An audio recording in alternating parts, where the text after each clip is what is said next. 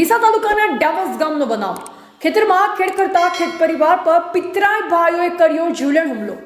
Tractor વડે ખેડ કરતા સેઢાને અડી ખેડ કરવા બાબતે કાકાભાઈઓ છગનજી રાયચંદજીના પરિવાર પર કર્યો જીવલેણ હુમલો. હુમલાખોરે લોખંડની પાઇપ, લોખંડની ખિલાસરી તેમજ લાકડી વડે પરિવારના સભ્યો પર કર્યો જીવલેણ હુમલો. હુમલામાં ઘાયલોના નામ પૈકી છગનજી રાયચંદજી, લક્ષ્મીબેન, કવિતાબેન, ચંદાબેન તેમજ કિરણજીને ઘાયલોને માથા તેમજ હાથ, પગ અને ખભાના ભાગે ગંભીર ઇજાઓ થયેલ, જે તમામ ઘાયલો ડીસાની સરકારી હોસ્પિટલ બાદ ખાનગી હોસ્પિટલમાં સારવાર લઈ રહ્યા છે. સમગ્ર બાબતને લઈ પીડિતે ડીસા રૂરલ પોલીસ મથકે પોલીસ ફરિયાદ નોંધી આગળની તપાસ ચલાવી રહી છે. હુમલો કરનાર આરોપીઓના નામ દેવાજી ધનાજી કુડેચા, દલપતજી ત્રિભુવનજી કુડેચા, ત્રિભુવનજી ધનાજી કુડેચા, સંજયજી ત્રિભુવનજી કુડેચા.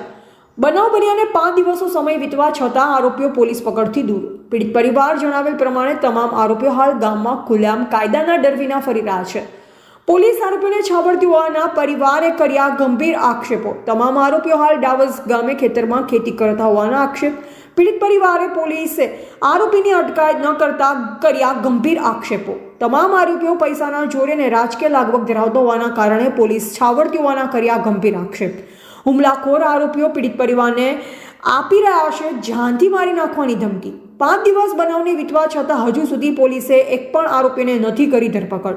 હુમલામાં ભોગ બનનાર પીડિત પરિવાર ખાનગી હોસ્પિટલ સારવાર હેઠળ છે. કાકા ભાઈઓ વચ્ચે હુમલાની ઘટનાના પગલે સમગ્ર પંથકમાં મચી ચકચાર. પીડિત પરિવાર પોલીસ પ્રોટેક્શનની કરી રહ્યું છે માંગ. માથાભારે સમૂહ પીડિત પરિવારના સભ્યોને જાનથી મારી નાખવાની આપી રહ્યા છે ધમકીઓ. જિલ્લા પોલીસ વડા પીડિત પરિવારને ન્યાય અપાવે તેવી પરિવાર કર્યું છે માંગ. આરોપીઓને કાયદાના ડર વિના ખુલ્લેઆમ ગામમાં ફરી રહ્યા છે. ખેતી કામ કરી પરિવારનું ગુજરાન ચલાવતા ઈસમો પર કાકાભાઈઓ જીવલેણ હુમલો કરતા સમગ્ર પંથકમાં ચકચાર મચી. માત્ર સામાન્ય બાબતમાં ગાળાગાળી કરી લોખંડના હથિયારો વડે પરિવાર પર કર્યા જીવલેણ હુમલા. હુમલામાં 5 લોકો ગંભીર રીતે થયા ઇજાગ્રસ્ત. હુમલાખોરોને ઝડપથી સત્વરે જેલના સળિયા પાછળ ધકેલવા પીડિત પરિવાર કરી રહ્યો છે ઉગ્ર માંગ. મારું નામ કુડેચા શંભુજી રાયચંદજી, રહેઠાણ ગામ ડાવસ, તાલુકો ડીસા.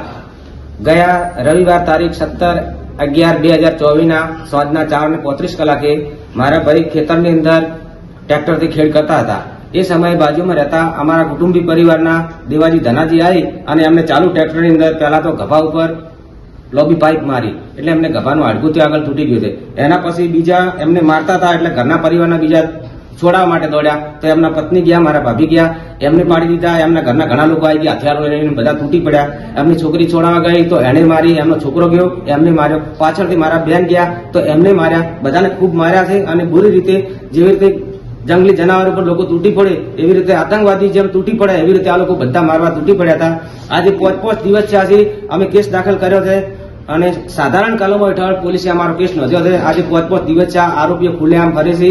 હજુ સુધી કોઈ એમના ઉપર કાર્યવાહી થઈ નથી. હોમેવાળા માથા ભારે અને બહુ પૈસેદાર માણસો છે અને રાજકીય લાગવગ ધરાવે છે, એટલે અમને કઈ થતું નથી અને અમારા ગરીબ માણસને માર ખાઈ અને અત્યારે દવાખાનાની અંદર સારવાર લેવી પડે છે અને અમારો અત્યારે કોઈ છે નહીં. અમે હાલ ભય હેઠળ જીવીએ છીએ અને હાલની તારીખમાં પણ મને પોતાને પણ ધમકી આપે છે કે એક બચી ગયો છે અને પાડી દેવાનો છે અને અમારી એક છોકરી અને એક છોકરો બે ખાલી ઘરે એકલા છે તો એમને પણ રાતના પટાવી દેવા છે અને એમના ઘરે રાતની 10 બોલેરો ગાડીઓ આવે છે અને ગુંડા જેવા લાગતા માણસો અમે નીકળીએ ને તો અમારી પાછળ આવે છે અને અમને પૂરી દહેશત છે કે આ લોકો અમારા પર હુમલો કરાવી શકે એમ છે. તો મારી સરકારને અને ગુજરાત પોલીસને વિનંતી છે કે અમને પૂરું રક્ષણ આપવું જોઈએ અને અમારા ખેતરની અંદર પોલીસ પ્રોટેક્શન મળવું જોઈએ, નહીતર આ લોકો 100% અમને મારી નાખવાના છે. અને ગરીબોનો એટલું વિનંતી ઓભળવા માટે મારી નમ્ર અરજ છે.